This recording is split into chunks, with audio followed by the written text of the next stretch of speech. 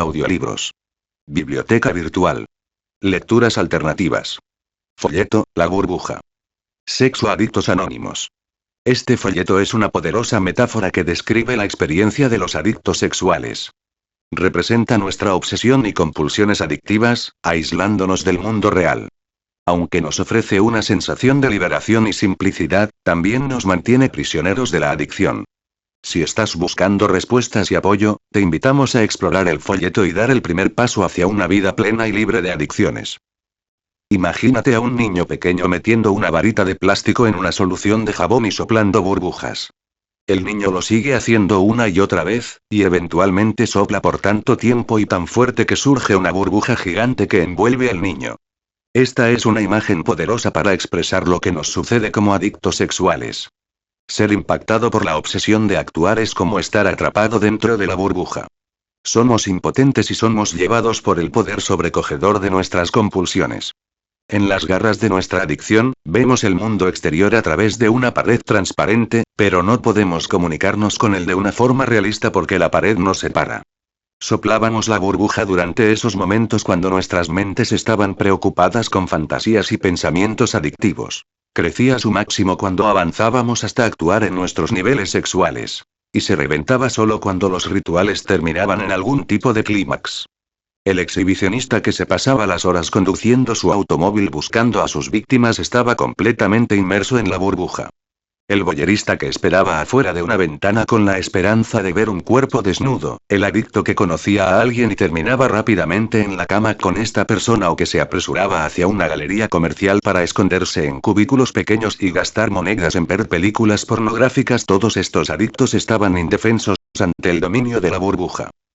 La burbuja es una imagen apropiada y poética por muchas razones. Expresa la naturaleza radical del aislamiento del adicto.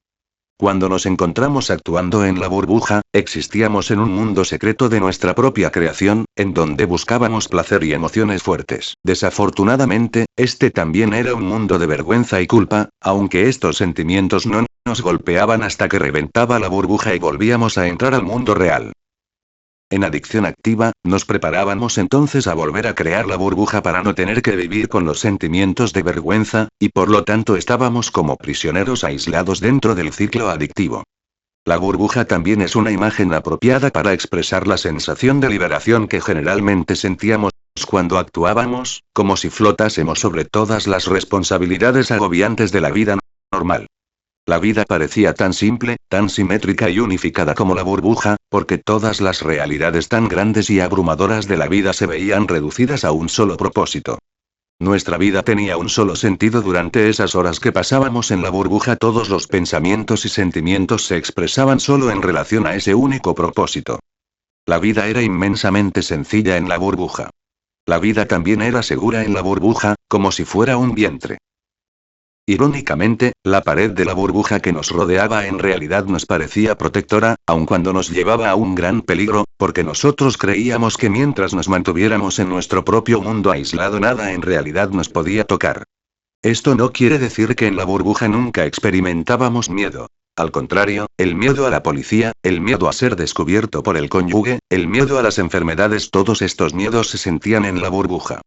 El adicto, sin embargo, encontraba una manera de convertir estos miedos en fuentes de estimulación que se volvían parte del remedio que se buscaba. Mientras tanto, los verdaderos miedos de la vida que no enfrentábamos, perder el trabajo, inseguridades financieras, la muerte de un ser querido, el rechazo por parte de alguien importante en nuestras vidas, se veían muy, muy lejos, fuera de la pared de la burbuja. Es por eso que, de una forma irónica, nos sentíamos seguros en la burbuja, y muestra además cómo la complejidad de la vida se veía reducida en la burbuja a algo sencillo con un único propósito. Nosotros nunca tuvimos que tratar con los miedos reales y complejos de la vida. En su lugar, todos los sentimientos se expresaban solo en relación con el sexo. Esta sencillez y seguridad nos permitía hacernos sentir en control cuando estábamos en la burbuja. Yo sé cómo esconderme de la policía, y por lo tanto mi miedo solo aumenta mi adrenalina, haciendo que yo me sienta más en control y poderoso.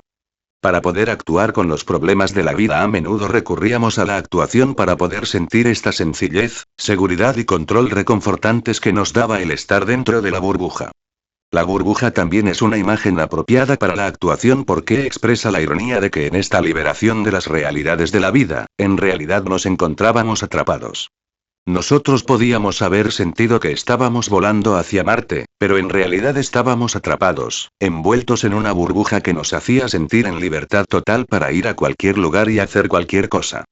El problema, sin embargo, es que nuestro grado de obsesión, simplista y con un único propósito, como lo representaba la burbuja, se volvió más y más un espacio que nos restringía. A final de cuentas, descubrimos que ya no usábamos la burbuja nos usaba a nosotros. Nuestra libertad se había convertido en una esclavitud total. El ser incitados a entrar en la burbuja es una expresión de nuestra impotencia. Cuando se reventaba, como inevitablemente sucedía, sentíamos la ingobernabilidad mientras caíamos al suelo. La ingobernabilidad era profunda porque nuestros escapes hacia la burbuja habían evitado que no enfrentáramos con la realidad y que aprendiéramos las lecciones necesarias para lidiar efectivamente con la vida. Los 12 pasos de los sexoadictos anónimos. Los sexoadictos anónimos somos un programa de 12 pasos semejante a los alcohólicos anónimos. A continuación, los 12 pasos de Sawa. 1. Admitimos que éramos impotentes ante nuestra conducta sexual, que nuestras vidas se habían vuelto ingobernables. 2. Llegamos a creer que un poder superior a nosotros mismos podría devolvernos el sano juicio. 3. Decidimos poner nuestras voluntades y nuestras vidas al cuidado de Dios, como nosotros lo concebimos. 4. Sin temor, hicimos un minucioso inventario moral de nosotros mismos. 5. Admitimos ante Dios, ante nosotros mismos, y ante otro ser humano, la naturaleza exacta de nuestros defectos. 6. Estuvimos enteramente dispuestos a dejar que Dios nos liberase de todos estos defectos de carácter. 7. Humildemente le pedimos que nos liberase de nuestros defectos. 8. Hicimos una lista de todas aquellas personas a quienes habíamos ofendido y estuvimos dispuestos a reparar el daño que les causamos. 9. Reparamos directamente a cuantos nos fue posible el daño causado, excepto cuando el hacerlo implicaba perjuicio para ellos o para otros.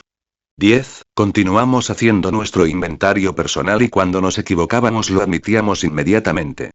11. Buscamos, a través de la oración y la meditación, mejorar nuestro contacto consciente con Dios, como nosotros lo concebimos, pidiéndole solamente que nos dejase conocer su voluntad para con nosotros y nos diese la fortaleza para cumplirla.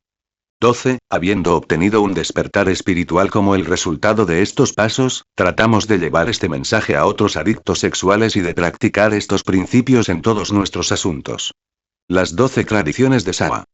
1. Nuestro bienestar común debe prevalecer frente a todo lo demás. La recuperación personal depende de la unidad de Sawa.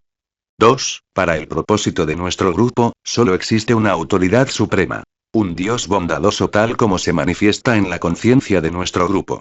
Nuestros líderes no son más que fieles servidores. No gobiernan. 3. El único requisito para ser miembro de SA es el deseo de liberarse de la conducta sexual malsana y de alcanzar la sobriedad sexual. 4. Cada grupo debe ser autónomo, excepto en asuntos que afecten a otros grupos o a SA en su conjunto.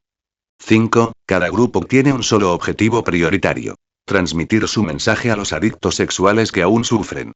6. Un grupo de SA nunca debe respaldar, financiar ni prestar el nombre de SA a ninguna entidad o empresa allegada para evitar que problemas de dinero, propiedad y prestigio nos desvíen de nuestro objetivo prioritario. 7. El sostenimiento económico de cada grupo corre a cuenta del mismo. Nos negamos a recibir contribuciones exteriores. 8. SA nunca tendrá carácter profesional, pero nuestros centros de servicios pueden contratar a personal especializado. 9. SA, como tal, nunca debe adoptar una estructura organizada. Pero podemos crear juntas de servicios o comités directamente responsables ante aquellos que sirven. 10. SA carece de opiniones sobre asuntos ajenos a sus actividades. Por consiguiente, su nombre nunca debe mezclarse en polémicas públicas. 11. Nuestra política de relaciones públicas se basa en la atracción y no en la promoción. Debemos mantener siempre el anonimato ante la prensa, la radio, el cine y la televisión. 12. El anonimato es el fundamento espiritual de nuestras tradiciones y nos recuerda que debemos siempre anteponer los principios a las personalidades.